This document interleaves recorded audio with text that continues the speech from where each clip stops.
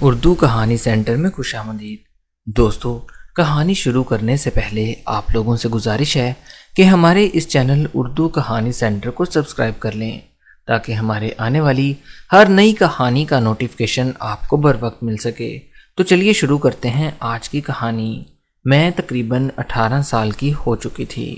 میرا کالج ختم ہو گیا تھا، یعنی کہ میری پڑھائی بھی اب مکمل ہو چکی تھی۔ میرا نام سکینہ ہے۔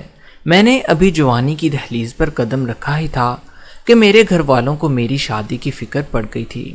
شاید میرے گھر والے میرے بارے میں سب کچھ جان چکے تھے۔ جلد ہی میرے لیے کوئی مناسب رشتہ ڈھونڈ رہے تھے، لیکن میرا شادی کرنے کو بالکل بھی دل نہیں کر رہا تھا۔ یوں ہماری ایک جاننے والی عورت نے ہمیں ایک بہت ہی زیادہ اچھا رشتہ دکھایا۔ وہ لوگ کافی امیر فیملی سے تعلق رکھتے تھے، لیکن پھر بھی میں اس رشتے سے خوش نہیں تھی۔ میرے گھر والوں کو یہ رشتہ بہت ہی زیادہ پسند آیا اور جلد ہی انہوں نے میری شادی کر دی۔ میں رخصت ہو کر اب اپنے شوہر حسن کے گھر آ چکی تھی، لیکن یہاں آ کر مجھے بہت ہی زیادہ پریشانی کا سامنا کرنا پڑا۔ مجھے نہیں پتا تھا کہ نئی شادی شدہ دلہن کے ساتھ ایسا سلوک کیا جاتا ہے۔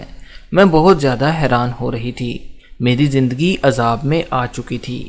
میں یہ سب کچھ صرف اپنے شوہر کی وجہ سے برداشت کر رہی تھی۔ اس کی پیار کی بیڑیاں میرے پاؤں میں بندھ چکی تھی۔ میرا دل چاہتا تھا کہ میں اس گھر سے چلی جاؤں، لیکن جب میں اپنے شوہر کو دیکھتی تھی تو میں بہت زیادہ پریشان ہو جاتی تھی۔ سسرال آتے ہی جس سے میرا سب سے پہلے سامنا ہوا وہ میرا سسر تھا، جو پہلے دن سے ہی مجھے بہت ہی مکار قسم کا آدمی لگ رہا تھا۔ اپنے چہرے پر ہر وقت ایک چشمہ لگائے رکھتا تھا اور سارے لوگ یہی کہتے تھے کہ اس بوڑھے کو نظر نہیں آتا، لیکن جب میں اس کے پاس سے گزرتی تو مجھے ایسی نگاہوں سے دیکھتا کہ میں حیران رہ جاتی۔ مجھے سمجھ نہیں آتا تھا کہ اگر وہ دیکھ نہیں سکتا تو اتنی غور سے کیا دیکھتا ہے۔ وہ مجھے ایسے لگتا تھا جیسے اپنی بہو سمجھتا ہی نہ ہو۔ وہ چشمہ کوئی عام چشمہ نہیں تھا، ایسا لگتا تھا جیسے باہر کے ممالک سے اسے کسی خاص طور پر بنوایا گیا ہو۔ وہ کالے رنگ کا بہت بڑا چشمہ تھا۔ ایک دن میرا سسر سویا ہوا تھا۔ میں نے موقع پا کر اس کا چشمہ اٹھا لیا اور چشمے کو دیکھنا شروع کر دیا۔ جیسے ہی میں نے وہ چشمہ اپنی آنکھوں پر لگایا تو مجھے اس میں سے کافی واضح طور پر ہر چیز نظر آنا شروع ہو گئی تھی۔ میں بہت زیادہ حیران ہو رہی تھی۔ ہر انسان مجھے واضح طور پر دکھائی دے رہا تھا کیونکہ میری دور کی نظر کمزور تھی اور دور بیٹھے لوگوں کو اس چشمے میں سے کافی اچھی طرح دکھائی دیتا تھا۔ مجھے ایسا لگ رہا تھا جیسے میرا سسر سب کو بے وقوف بنا رہا تھا۔ اسے اس چشمے سے بالکل ٹھیک نظر آتا تھا۔ میں جب بھی کوئی کام کر رہی ہوتی تو اکثر میرا دوپٹہ میرے سر سے سرک جاتا تھا۔ جیسے ہی میرے سسر کی نظر مجھ پر پڑتی تو وہ مجھے دیکھ کر مسکرا رہے ہوتے تھے۔ شاید وہ مجھ میں کوئی عیب تلاش کر رہے تھے۔ مجھے ان کی مسکراہٹ بہت ہی زیادہ زہر لگتی تھی۔ مجھے ان کا دیکھنا بھی بالکل اچھا نہیں لگتا تھا۔ میرا سسر مجھے شروع سے ہی ایک نظر بھی اچھا نہیں لگتا تھا، لیکن اب تو مجھے جیسے اس سے نفرت ہی ہو گئی تھی۔ لیکن اس گھر میں کسی کو اس چیز کی پرواہ نہیں تھی، کسی کو میری فکر نہیں تھی۔ میرا کبھی کبھی دل چاہتا تھا کہ میں اپنی ساس کو یہ ساری باتیں بتا دوں۔ میری ساس ہر وقت فلم اور ڈراموں میں لگی رہتی تھی۔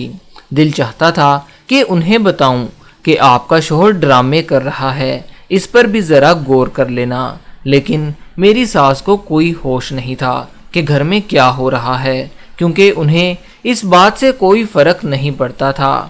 وہ عمر کی اس دہلیز پر قدم رکھ چکی تھی جہاں انہیں اپنے شوہر کی بالکل بھی ضرورت نہیں رہی تھی۔ سارا دن میں اس انسان کی عجیب عجیب حرکتیں برداشت کرتی رہتی تھی۔ ایک دن میں نے اپنے شوہر حسن سے پوچھ لیا کہ آپ کے والد صاحب کو کب سے نظر نہیں آتا؟ وہ مجھ سے کہنے لگے 2 سال ہو چکے ہیں جب میرے والد صاحب کو نظر آنا بند ہو گیا تھا۔ ان کی بینائی مکمل طور پر چلی گئی تھی۔ میں مزید ان سے پوچھنا چاہ رہی تھی کہ میں نے اپنی بات ادھوری چھوڑ دی۔ مجھے سمجھ نہیں آ رہا تھا کہ میں اپنے شوہر سے ان کے بارے میں کیا سوالات کروں۔ پھر وہ خود ہی میری باتوں کا جواب دینے لگے اور مجھ سے کہنے لگے اب تمہارے اور میرے درمیان کچھ بھی چھپا ہوا نہیں ہے، کیونکہ تم مجھ سے بہت محبت کرتی ہو۔ میں تمہیں بتانا چاہتا ہوں کہ یہ میرا اصل باپ نہیں ہے۔ میرے باپ کی بہت سال پہلے وفات ہو گئی تھی، اور یہ میرے چچا جان ہیں۔ میری امی کی اور ان کی فورسفلی شادی کروا دی گئی تھی، کیونکہ میرا دل چاہتا تھا میں کسی باپ کی سرپرستی میں پرورش پاؤں۔ اس لیے میرے دادا جان نے میرے چاچو کی منتیں کرنا شروع کر دی، جو کہ پہلے تو بالکل بھی مان نہیں رہے تھے کہ وہ میری ماں سے شادی کرنے کے لیے راضی ہیں۔ لیکن جب دادا جان نے بہت زیادہ ضد کی تو دادا جان کی ضد کے آگے میرے چاچو ہار مان گئے اور کہنے لگے، ٹھیک ہے، میں شادی کرنے کے لیے تیار ہوں، لیکن میری ایک شرط ہے، میں اپنی زندگی ویسے ہی گزاروں گا جیسے میرا دل چاہے گا۔ میرے چچا نے کبھی مجھے میرے باپ والا پیار نہیں دیا تھا، وہ مجھ سے بالکل بھی پیار نہیں کرتے تھے، اس لیے مجھے عجیب نظروں سے دیکھتے تھے، ہر وقت مجھے کھا جانے والی نظروں سے دیکھتے تھے۔ میری امی کو میرے ابا جان کے، جو میرے چچا تھے، ان کا یہ رویہ بالکل بھی پسند نہیں تھا، کیونکہ وہ میرے باپ بن چکے تھے۔ پہلے وہ میری امی کے دیور تھے، لیکن میرا باپ بھی میری ماں کو زیادہ پسند نہیں کرتا تھا۔ پتہ نہیں کیا وجہ تھی، لیکن میری ماں کی اور میرے باپ کی آپس میں بالکل نہیں بنتی تھی، اس لیے اس نے اپنی مرضی سے کہیں اور شادی رچا لی تھی اور اپنی دوسری بیوی کو میری ماں کے ساتھ رکھنا چاہتا تھا، لیکن میری ماں نے بھی صاف انکار کر دیا۔ میری ماں کو سوتیلی عورت کے ساتھ رہنا گوارا نہیں تھا۔ میری سوتیلی ماں نے بھی میرے ابا کو نہیں سنبھالا، وہ بس ان کے پیسوں پر پلنا چاہتی تھی، اس لیے میرے ابو اپنے بچوں اور بیوی کو چھوڑ کر یہاں دوبارہ ہمارے گھر آ گئے تھے، کیونکہ تب ان کی آنکھوں کی بینائی بھی چلی گئی تھی۔ لیکن میری میرے باپ کے ساتھ کبھی نہیں بنی تھی، وہ نہ ہی مجھے پیار کرتے تھے، اور اس میں سارا قصور میرے باپ کا ہی تھا۔ لیکن پھر بھی وہ میرے باپ تھے، اس لیے میں ان سے کچھ نہیں کہتا تھا۔ پھر کچھ دنوں کے بعد میری اور میرے شوہر حسن کی اس کی سوتیلی ماں نے دعوت کی۔ ہم دونوں اچھی طرح تیار ہو کر دعوت اٹینڈ کرنے کے لیے چلے گئے۔ حسن کی سوتیلی بہن بھائی کافی اچھے تھے، لیکن میں نے ایک بات نوٹ کی، حسن کی اپنے بھائیوں کے ساتھ بہت زیادہ بنتی تھی۔ میں حیران تھی کہ اپنے باپ کے ساتھ نہیں بنتی اور اپنے بھائیوں کے ساتھ اس کی بہت بنتی تھی۔ پھر حسن کی سوتیلی بھابیاں میرے ساتھ گپ شپ لگانے کے لیے آ گئی۔ حسن کی ساری بھابیاں بھی بہت زیادہ اچھی تھی۔ تب حسن کی چھوٹی بھابھی مجھ سے کہنے لگی، وہ بوڑھا کیسا ہے؟ میں حیران رہ گئی کہ وہ اپنے سسر کو بوڑھا کہہ رہی تھی۔ وہ مجھ سے پوچھنے لگی، وہ اپنی حرکتوں سے باز آیا ہے کہ نہیں؟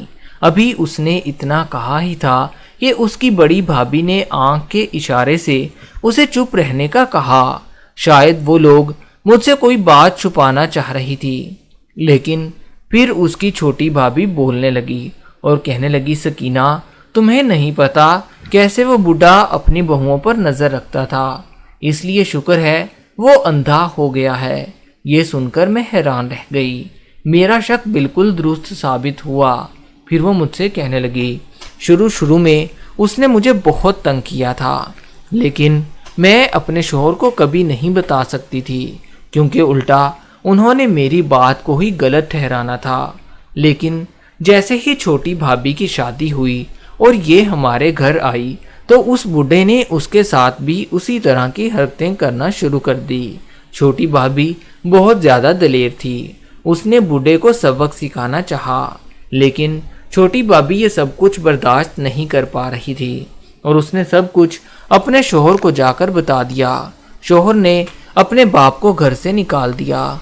اس طرح وہ حسن کے پاس چلا گیا اور اپنی بینائی بھی کھو بیٹھا تھا، لیکن پتہ نہیں کیوں مجھے ایسا لگتا تھا جیسے وہ بوڑھا یہ سب ناٹک کر رہا ہو۔ گھر آتے ہی مجھے ساری رات سوچ سوچ کر نیند نہیں آ رہی تھی، کیونکہ وہ اپنی سگی بہوؤں پر ایسی نظر رکھتا تھا۔ میں تو پھر اس کی سوتیلی بہو تھی، لیکن مجھے نہیں لگتا تھا اگر میں یہ بات حسن کو بتاتی وہ میری باتوں کا یقین کرتا۔ اس لیے میں نے اپنے سسر سے ہی دور رہنا شروع کر دیا تھا، کیونکہ اسی میں میری اور اس کی بھلائی تھی۔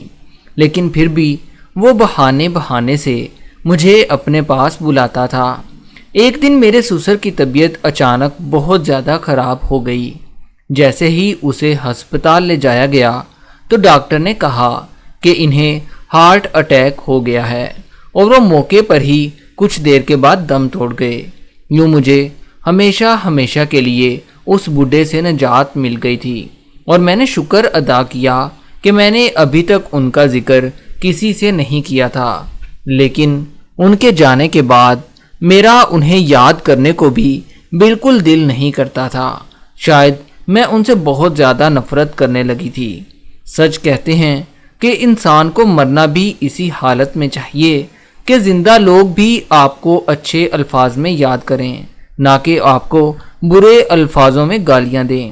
دوستو، کہانی اچھی لگی ہو تو ہمارے اس چینل اردو کہانی سینٹر کو سبسکرائب ضرور کر لیں، تاکہ ہمارے آنے والی ہر نئی کہانی کا نوٹیفیکیشن بھی آپ کو بر وقت مل سکے۔